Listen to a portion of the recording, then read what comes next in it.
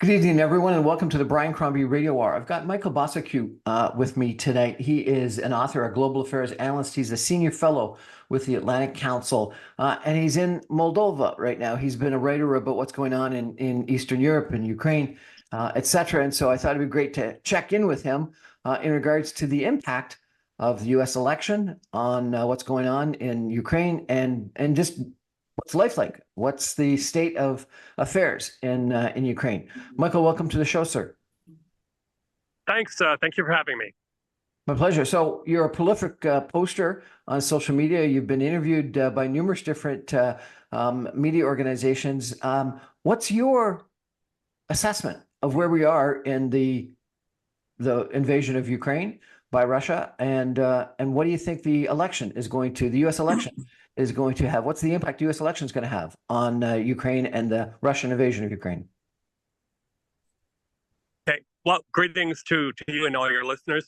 Well, I think we're in pretty uncharted territory right now for a number of reasons. But I can tell you that, for example, overnight and into the early hours of this morning, is probably continuing still, Kiev, the capital of Ukraine, has been under a massive Russian drone attack. I don't remember anything like this lasting so long. At least 2 high-rise apartment buildings have been hit. There are injuries, people sheltering in subways. This is a really, really big one. But it isn't isolated. Other cities in Ukraine were also hit. And this is now becoming a daily pattern. So what are the Russians trying to do by aiming these drones and missiles at Ukrainian cities? I think a couple of things. They're taking advantage of the void created by the elections to strike real hard at Ukraine, and also the distraction caused by the war in the Middle East to pound away. And I think with the longer term goal of making Ukrainians weary, tiring them out, and hoping that they'll put pressure on the Zelensky administration to go to the negotiating table with Mr. Putin and end the war. That's something the Zelensky administration doesn't see happening anytime soon, because there's so much kind of differences between the two sides. Now, connecting the dots here with the U.S. election, we've heard from J.D. Vance, Mr. Trump's running mate, that they actually have an idea to end the war in Ukraine, and that basically includes allowing Russia to keep the territories it has seized, maybe even 2 additional oblasts in Ukraine. So we're talking about a big piece of territory. They're talking about some sort of demilitarized zone between Ukraine and Russian-held territories. And then the biggie, of course, too, is that they're telling Ukraine, you'll have to drop your bid for NATO and other Western alliances. That's something Ukrainians will never be able to swallow. But these points coming out of the Trump campaign seem to be like Kremlin talking points. And we do know, if Mr. Trump is to believe, that he has some kind of affinity or admiration or relationship with Mr. Trump, and that he thinks he can end the war very quickly.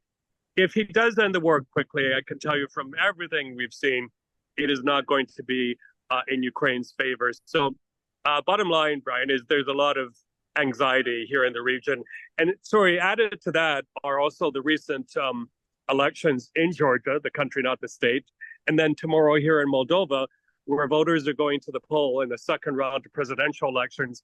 And it's between the Western-leaning president, Maya Sandu, and Russian-backed or Russian-supported opponents who, if they get their act together, they could actually cause her to lose her position. So a lot of change going on right now. It almost feels like we're kind of in a bit of free fall.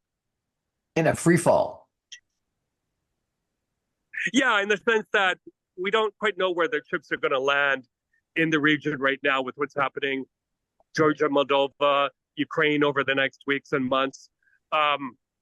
Also, let's not forget, you can tell by the weather behind me, it's getting cooler here. The heating season in Ukraine officially begins on Monday when they turn on all the heat, the central heating.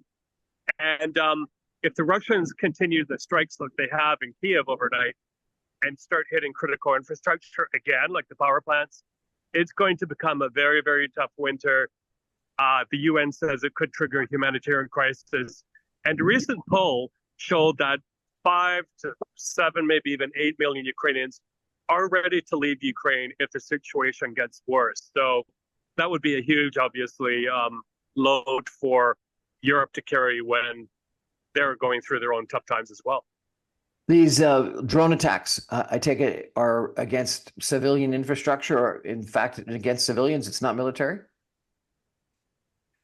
From what we can tell, yes. So what happens in Ukraine is when drones or missiles strike Odessa or Kiev or Poltava or whatever, there's very little information afterwards because the Ukrainian officials don't want to give targeting information to the Russians. But from what we've seen over the past 12 hours or so in Kiev from social media and official channels is that apartment buildings have been hit.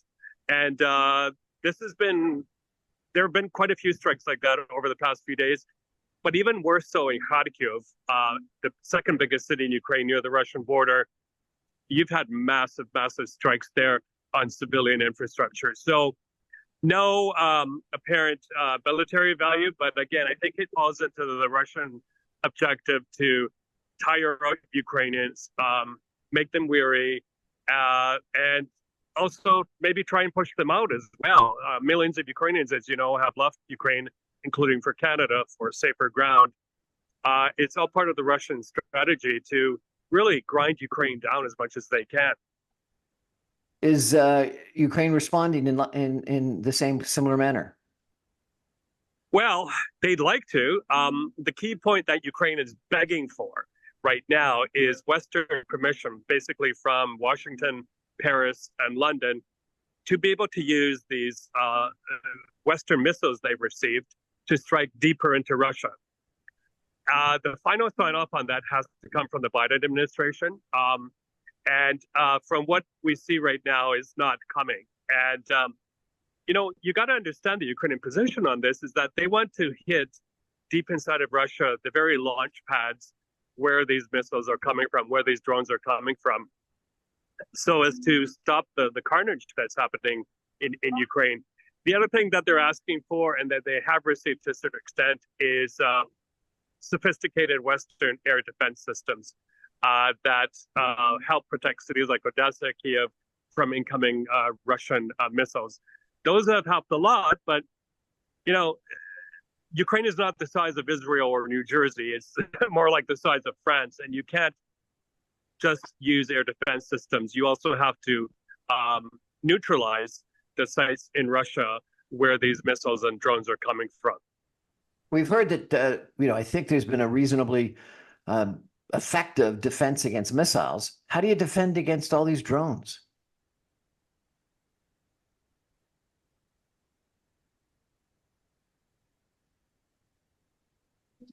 Hello? Are you there? They come in such massive waves that it's very difficult. I think over the past 12 hours, let me put a different connection on. I'm sorry, 1 second. Get something better here. Better? Yep. You were saying about the drones? How do you defend against them? So, the problem there is that the drones come in big, big waves. The problem is the drones come in big, big waves. So, I think in the past 12 hours, the latest figures I saw were dozens of drones, I think 50, 60, 70, but only a fraction of those are shot down. And the Russians also have a strategy where they'll send the drones, for example, towards Kiev, and then at the last minute, they'll make a turn and go to another city, and they'll fly for as long as they can. So that confuses air defense systems. And when you have so many coming at once, it's difficult to shoot them all down. The other thing is when you do shoot them down, well, what goes up must come down, right? So a lot of the damage caused overnight in Kiev has been from falling drone fragments that either explode or ignite on impact. So that causes damage, and as you might imagine, a lot of anxiety too. When you have the mix of drones, ballistic missiles, cruise missiles coming all at once, it's very, very tough to bring them all down. So you say the strategy is to discourage the Ukrainians. What's your sense? Are they getting discouraged? You think about the history of the Battle of Britain and other attacks on civilians. It's actually given them more resilience. What's the impact on? Well, look, it depends who you talk to. I mean, I have a lot of friends in Ukraine who are small business owners, and they're having a very, very tough time for a number of reasons. I mean, one, of course, is the economic impact of the war. So people are going out less, they're spending less. Then there's a lack of manpower. Many millions, as I said, have left Ukraine, but also people have gone to the front line. Men have gone to the front line to volunteer, or they've been drafted. And now you might have heard there's quite an aggressive campaign to get more younger men to the front line to help fight. And there's a lot of videos circulating of guys being pulled off the streets. Maybe they haven't updated their military information as they're required to, and then they're taken and sent to the front line. And then all of a sudden, for example, if you're a restaurant or bar owner, you have no cook or you have no bartender. That is happening increasingly. So it's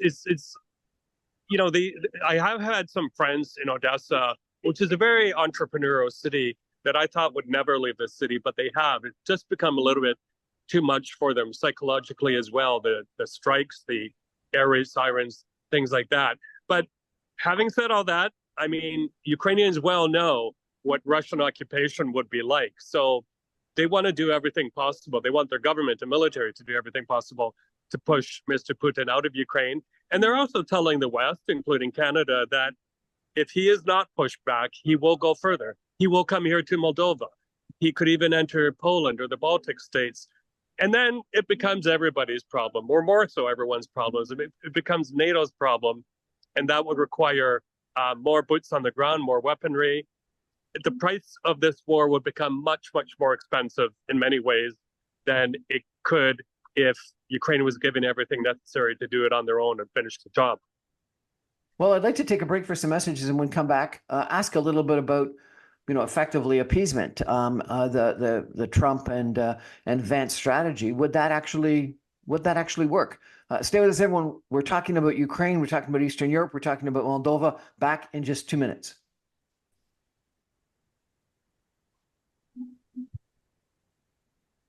Welcome back, everyone, to the Brian Crombie Radio Hour. We're chatting tonight with Michael Bociurkiw from the Atlantic Council. He's coming to us from Moldova today, talking about what's going on in Eastern Europe. Michael, take a step back for a second, if we could. Explain what the Atlantic Council is and what your role is in Ukraine.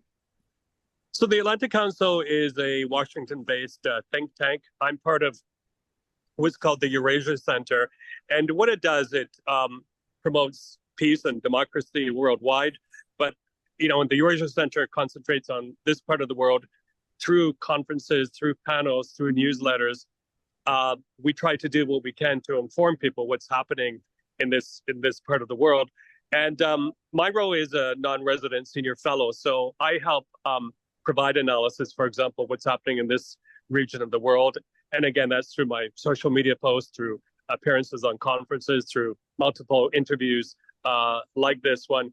Our main message when it comes to this part of the world is what I've just been talking about, is that the West, the Euro-Atlantic community needs to do all it can to help defend democracies like Moldova, like Georgia, like Ukraine, to prevent thugs, dictators like Mr. Putin from widening their footprint. So Trump, the former president and current Republican nominee that looks like he could potentially win the election on Tuesday, J.D. Vance, have said they could end the war in Ukraine, and you've identified that they would do that probably by way of ceding substantial Ukrainian territory to the Russians, which would be sort of akin to what happened before World War II with Chamberlain's appeasement of or attempted appeasement of Germany. Do you think it'll work, or is it only a stall in Russian invasion of Eastern Europe? You mentioned Russia could attack Moldova, could attack Poland. What's your assessment? Would that strategy work? No, I think Mr. Putin has made it clear what his ambitions are. He wants to recreate the former Soviet Union. He made that clear in late 2021 before he invaded Ukraine through that rambling 5,000-word essay that he wrote, saying absurd things like Russians and Ukrainians are the same, basically suggesting Ukraine's a failed state. We need to come in. And now they flip the narrative very creatively, saying, "Oh, it's Ukraine's fault that we had to come in. We had to, come in and rescue Russian-speaking people there and all this sort of stuff." But I think most people would agree that he will continue to do this until he is stopped, where he doesn't have the ability to invade countries like Ukraine. The problem is right now is that you have an axis of evil, or whatever you want to call it, forming that is assisting Mr. Putin. There is now information that those thousands of North Korean troops that were sent to Russia for training, many of them are now in Ukraine. That's on top of Russians earlier getting assistance from the North Koreans in terms of millions of rounds of ammunition and some missiles.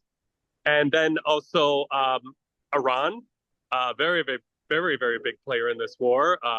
Those drones we've been talking about, many of them are Iranian made. And we don't quite know what the Russians are sending back to North Korea, to Iran in return.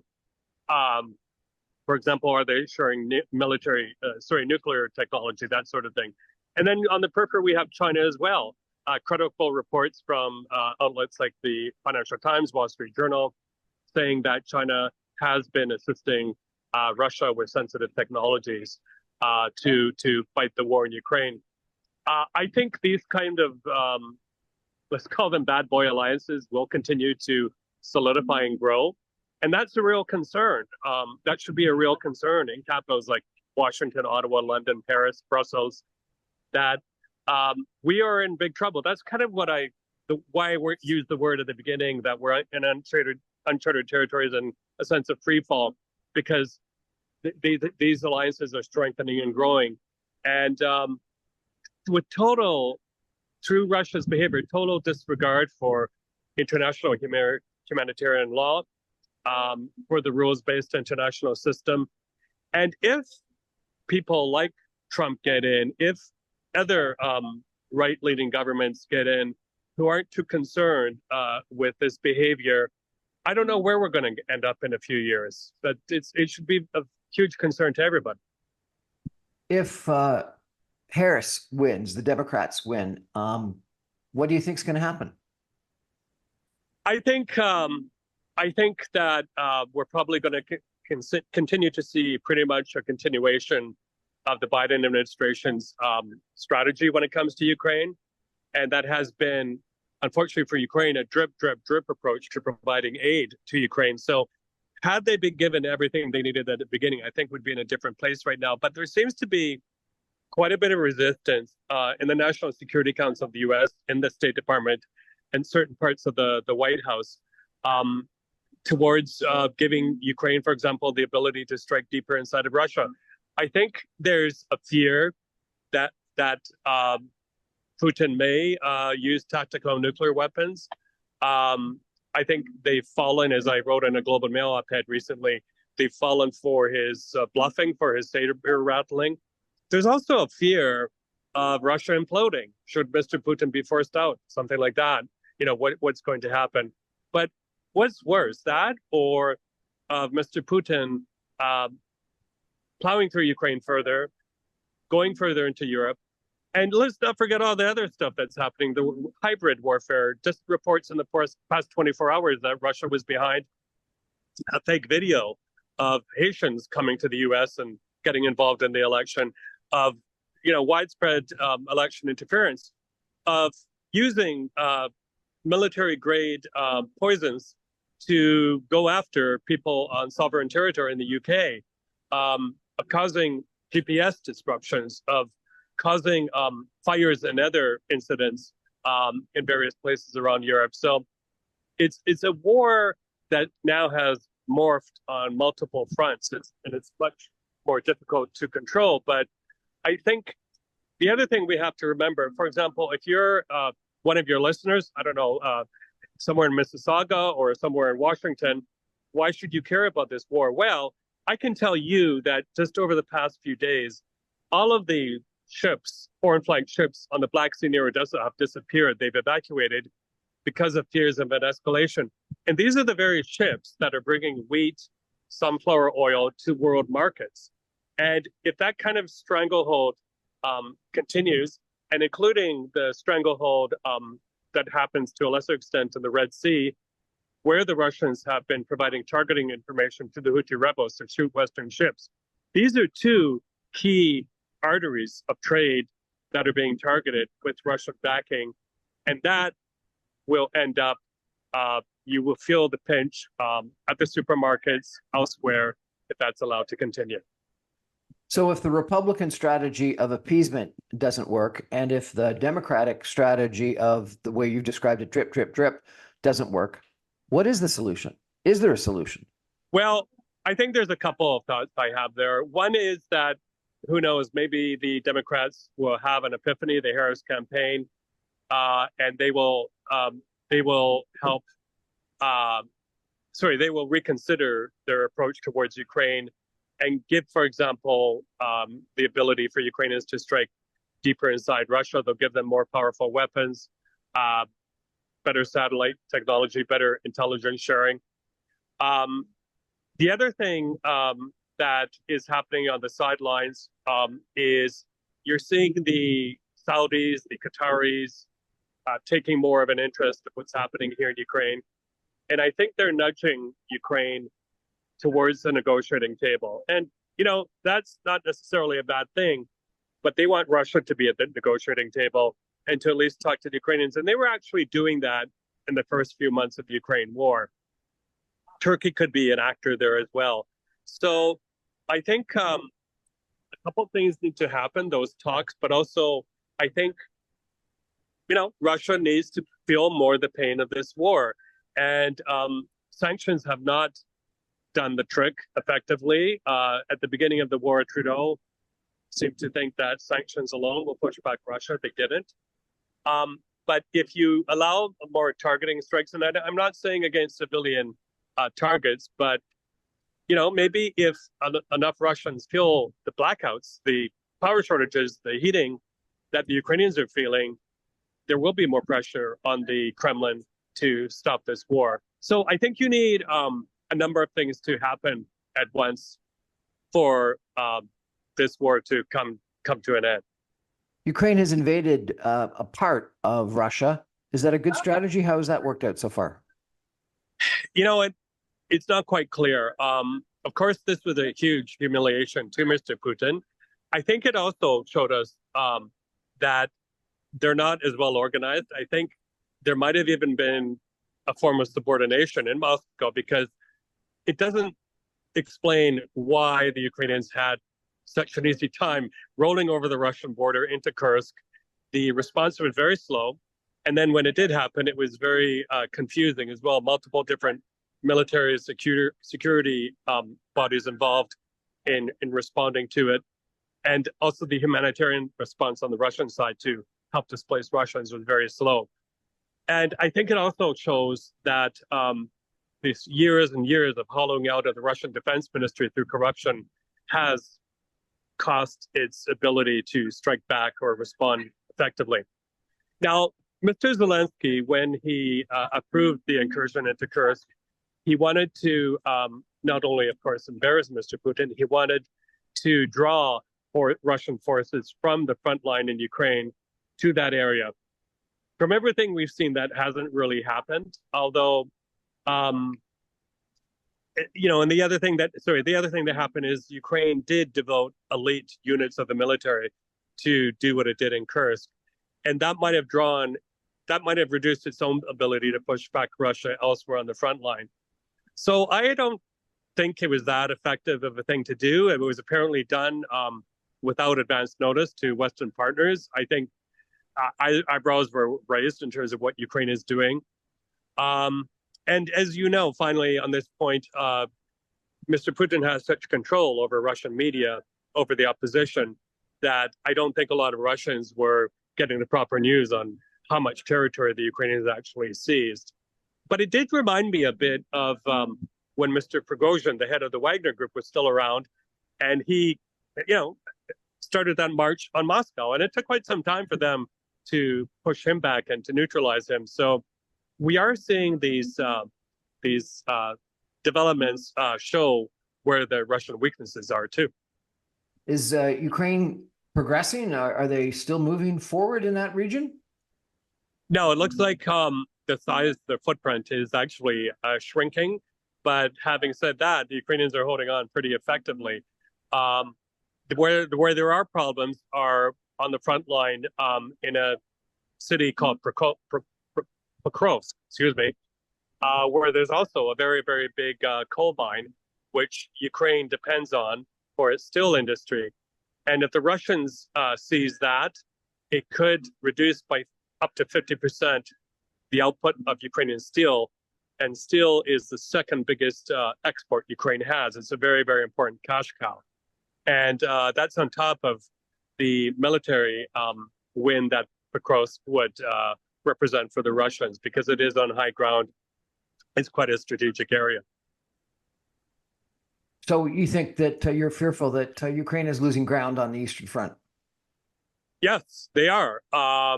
And a big problem, of course, is, the numbers, right? And with the addition of North Korean troops by the thousands, with the drones and missiles we've been talking about, with ammunition provided by North Korea, and Ukraine admittedly has had problems refreshing the forces on the front line. They've been having problems getting young men to, sign up and be drafted. What we are seeing, though, are kind of mini campaigns by certain Ukrainian battalions to attract people to fight. And I think that has had some success. But Ukraine just doesn't have the numbers. And, the other thing by now, Russian casualties in terms of deaths and injuries range from around 300,000 to 600, 7,000, maybe 800,000. We don't know for sure. But you would have thought by now, with those types of casualty figures, with so many young men returning home to Russia in boxes, that you would have seen at least some kind of uprising by mothers, for example, of these fallen men, and saying, look, enough is enough. But that hasn't happened yet. So, it's a very, very tough time for Ukraine. But look, they've managed, for example, to put a lot of Russia's Black Sea fleet at the bottom of the Black Sea, or push them back to safer waters, and as having virtually no navy. They're doing incredible things with drone technology right now as well. So we certainly can't say definitively that Ukraine is losing. They'll never win this war. They're always innovating, and they're coming up with new techniques. So too early to call that one for sure. With thousands of North Korean troops, you're saying not only in Russia, but now in Ukraine, assisting Russia, with Iran supplying, a substantial amount of drones to Russia, potentially with China involved as well from a military standpoint. It would appear, as you've said, that there is this axis of evil, or whatever you want to call it, numerous different other countries supporting Russia. Given that, should NATO change its attitude toward other countries' direct involvement in this Russian invasion of Ukraine, or is the current strategy of just using, supply of armaments and munitions the right strategy? Well, I think NATO should grow some spine, NATO leaders, and really strike back hard. We have had many incidents, including here in Moldova, where Russian rockets and Russian drones have transited through not only Moldova airspace, I believe Romania, for sure Poland, and there's hardly a whimper coming out of NATO headquarters on those things. But these are a violation of airspace, and you have had incidents where fragments of these missiles, because perhaps they're shot down, have fallen on NATO territory, and not much is coming from them. And I think this is also Russia prodding for soft tissue to see where the weaknesses are, to see whether NATO, for example, will really stand up and defend these countries. The other thing, NATO, look, it has been doing a great job in terms of getting weaponry here, in terms of helping the Ukrainians integrate their systems with the new systems that are coming in. But I think that they also have to push for Ukraine to strike deeper inside Russia, to hit those launch pads where the drones and missiles are coming from, because these are potentially sites too that could be used for Russia to strike elsewhere in the region. So a lot more needs to be done, and a lot more needs to be done by NATO member countries, including Canada, to up their contributions to NATO, that percentage of GDP formula, so that there, so many countries have become complacent, restocking their weaponry, modernizing their weaponry, where it's led to a situation where yes, countries, NATO countries are happy to help Ukraine, but they've been sending a lot of old kit or kit that isn't up to modern standards, and that's been a drawback as well. Canada hasn't been keeping up its commitment to spend 2% of GDP on defense, and there's been talking about, oh, maybe we'll be able to do it, but by 2030 or after 2030. Do you think that Canada has been complacent? Absolutely. I mean, it's a controversial thing to say, but I think our diaspora leaders have been a bit complacent too, not being tough enough on the Trudeau government, or the American Ukrainian diaspora in DC. They have to be a lot more tougher, put pressure on the government to do more. There have been stories around the world of, for example, old kids, rather than being retrofitted and sent to Ukraine, buried or destroyed, things like that. I understand Canada is not in a strong position in terms of being able to provide weaponry to Ukraine. Look how difficult it's been to get new helicopters to replace the aging fleet, things like that. But I think a mistake was made at the beginning that, like I said, tough sanctions on Russia is going to restrain Mr. Putin. Well, it hadn't. Ukraine did play a role in the years leading up to, Canada played a role in the years leading up to the war to train Ukrainian soldiers. They used to do that in Ukraine. Now they do it outside. I think the time has come, for example, for them to do it back in Ukraine, because it's very difficult to move troops or trainees back and forth. I think they should develop a bit of a spine and start doing that on Ukrainian territory as well. So, Canada could do a lot more. We should develop a little bit of a spine. That's an interesting way to describe it. We're going to take a final break and come back with some concluding comments in just 2 minutes. Stay with us, everybody.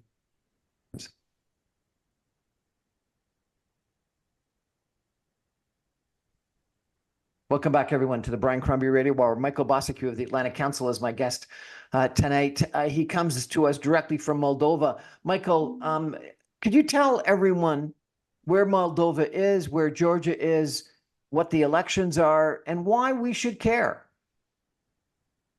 Sure. Well, Moldova borders Ukraine. It's a much smaller country. It's essentially landlocked, but it does have access to the Danube waterway and to the Black Sea through that. It's a beautiful country. It has a very young demographic. It had 2 elections recently. One was 2 weeks ago, where Moldovans went to the polls to give the government the green light to amend the constitution to give it a clear path to EU membership. It barely passed, but it passed.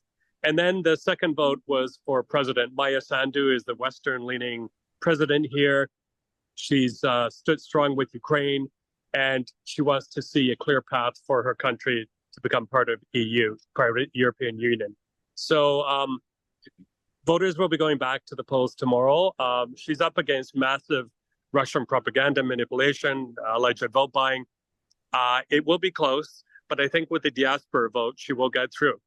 Whereas further on the other side of the Black Sea, we can call Georgia a Black Sea neighbor of Ukraine in a sense, is also a country similar to Moldova, but much bigger population, but with a very young demographic, and with huge numbers, percentages that want to also put Georgia on a path to EU. Now, you may remember a few years ago, the Russians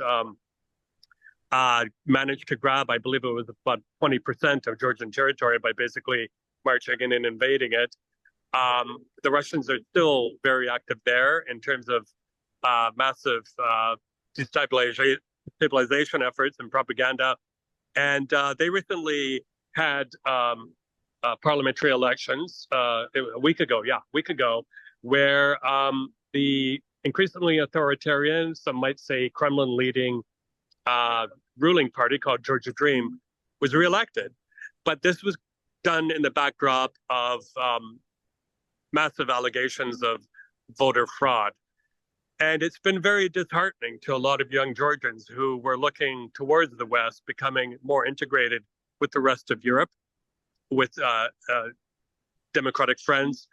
But that could be thrown up, as it may be here too tomorrow, depending on the results. So these are two countries that have also benefited a lot from Canadian help, EU help, to modernize their systems, to root out corruption, to train police, judiciary, and elsewhere. Huge, huge investments in both countries. Many, many reasons why we just shouldn't stand aside and let those types of things happen. What about the other countries? We seem to have seen that the Baltic states have been very supportive and have funded a fair amount of money going into Ukrainian munitions. Poland seems to have been very strong, but Hungary, Slovakia, etc., less so. Tell us about where support for Ukraine is in the area, in the territory. Yeah, well, you do have pockets of weakness. You have Mr. Orban of Hungary, who's a good friend of the Kremlin, who's a good friend of Mr. Trump. I believe he's even been to Mar-a-Lago. There you go. He has blackmailed or threatened the EU, NATO, by saying, if you don't do this for me, I won't vote for so-and-so for Ukraine, because a lot of these decisions are consensus. You need all the votes for something big to happen in terms of spending or military allotments, things like that. And he has also been very aggressive in terms of tamping down on democratic institutions, universities, freedom of the press. He has at one point positioned himself as a kind of peacemaker, going to various capitals to try and negotiate a peace for Ukraine, peace in Ukraine. But a lot of his proposals have been almost coming out of Kremlin talking points. I don't think this is indicating a huge wave in the region. I mean, the Poles have stood very firm with Ukraine, Baltic states as well. I think what you're going to see happening, should Trump get in, should support for Ukraine diminish in Western capitals, the Polands of the world, the Baltic states will, for whatever they can, in any way they can, try to help support Ukraine, because they are also very close to the front line. They remember, they have fresh memories of Russian occupation, and they know very well how the Russians treat even their own people. So let's see what happens. But you do wonder, given the free media in some of these places, why there isn't more of an outcry in terms of what Mr. Putin is doing. And I can tell you here, Brian, like, for example, Moldova, the average salaries are quite low. And when you have that in certain countries, people become vulnerable to manipulation. They become vulnerable to vote buying. And that could influence the outcome of things, too. Tell us about the politics in Ukraine. We hear that Zelensky has dismissed a lot of his senior ministers. The Minister of Foreign Affairs, who people thought, I think, fairly highly of, was dismissed. The top generals have been dismissed and changed. Where's politics in Ukraine right now? Yeah, there are certain murky things happening in Kiev that are very, very difficult to explain. As you mentioned, the pushing out of the very widely respected, Minister of Foreign Affairs, Bociurkiw, who I count as a friend. I've had him on my podcast. The former chief of staff of the military was pushed out. He is now ambassador to London, but I don't think we've heard the last or seen the last of him. There have been other Western educated technocrats who have left as well. Some people say that there's been a centralization of power, consolidation of power, whatever you want to call it, in the Zelensky administration. His own chief of staff, Andriy Yermak, is very active. Some people call him a shadow president. People, I know diaspora leaders are suspicious of him. So I'm not quite sure, but I think, look, Mr. Zelensky was not a politician. He was a TV comedian previously. He has really, really stepped up to the plate. He's been an amazing defender of Ukraine. He's been a very powerful spokesperson. But I think with any leader, a lot of what your capabilities are depends on who you surround yourself with. So be open to fresh blood, and be open to. I think for example, with Mr. Kuleba, it's the tall poppy syndrome. I suppose he became very, very visible. He became a trusted Ukrainian voice in many capitals, and I think there might have been some problems with that in the Zelensky administration. But Ukraine needs people like Mr. Kuleba to forcefully make their arguments, very articulate, very well educated, very experienced. And in my interview with him, he said that I'm out to professionalize the foreign service. I'm out to, for example, I know this would ring well in the halls of the PMO in Ottawa. He wanted to bring equity between males and females in the Ukrainian Foreign Service on the ambassador level. And also he wanted to show the world, as he put it, what defenders of democracy Ukraine is. So I don't know. I can't explain it, but I think,